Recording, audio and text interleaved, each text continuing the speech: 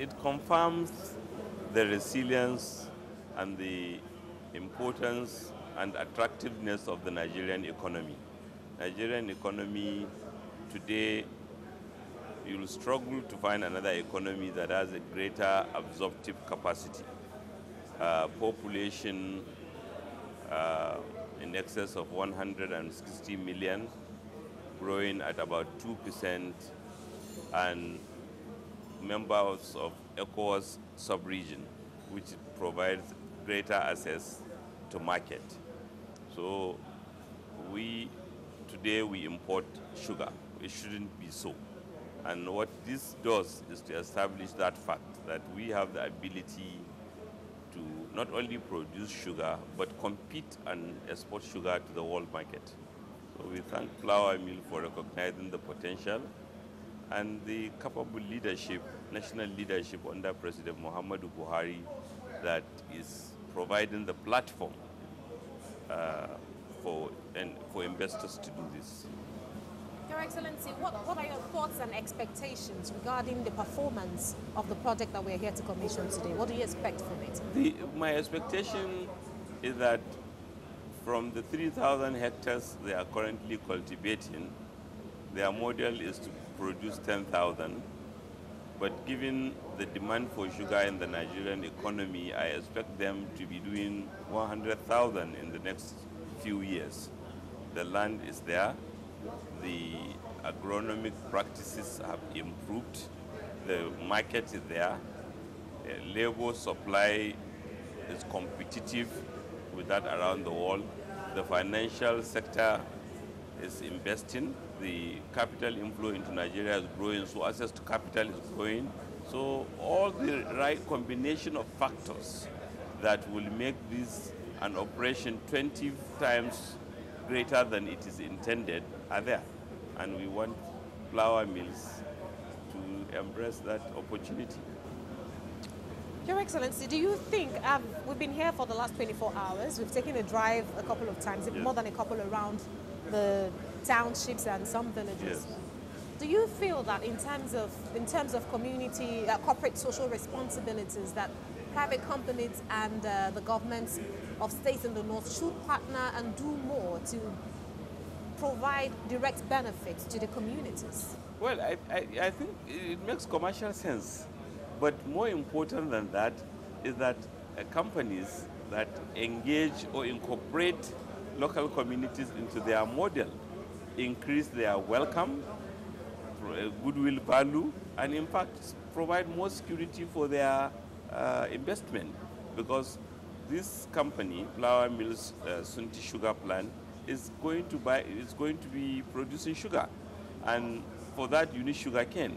So if you make the farmers around this area outgrowers, let them be part of the wealth creation that is come, everyone will feel happy.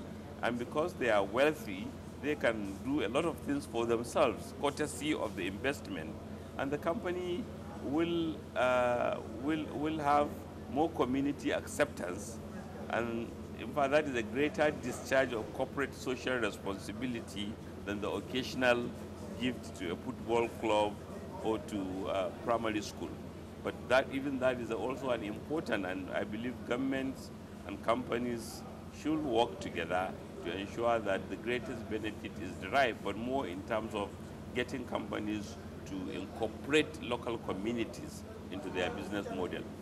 As you see the project being commissioned officially today, the cutting of the tapes and all that, what will be going through your mind? Oh, I'm very, very excited. That's why I came here, to support my brother, the governor of Niger State, very, very dynamic, Abubakar Bagudu, and the good people of Niger State. Niger State used to be part of Sokoto. And then, more important, to share the joy with Mr. President, who has led this drive that saw the investors investing even when Nigeria was experiencing recession. And now that we are exiting recession, to see more. And to congratulate and thank Flour Mills for sharing in Mr. President's vision, and for seeing that today we are celebrating a commitment to shared vision. 4 days ago, we went to see Mr. President. It's all over the news, and where we met rice millers, rice farmers, rice distributors, met with the president jointly. So to what jointly. extent are their government policies driving that particular sector? Well, there is, the government has done literally all it could, but you know, this policy is work in progress. You have to calibrate your policy because the world is ever changing. Other competitors are changing their policies, are responding to you. So to recognize that you have to bring government, industry, stakeholders together so that continuously you recognize weaknesses in your policy or where you can do better, and challenges that you work with together as a nation.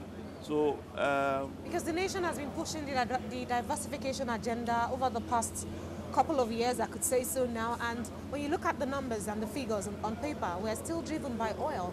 No, price. We have done well in other areas. Are we seeing results in agric yet, by your own assessment? A lot of results.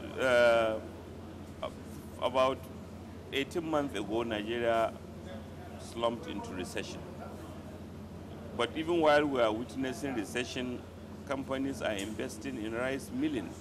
Just like we see this investment in sugar. And as the president of that association, you've been seeing that. As president of, chairman of the task force on rice and wheat, but we saw evident mobilization of resources beyond what the government has provided going into both rice and wheat. Milling capacity has doubled in the last 15 months. Production of paddy has grown from as little as 5.7 million in 2015 to about 17.5 million and growing. So we believe it's working.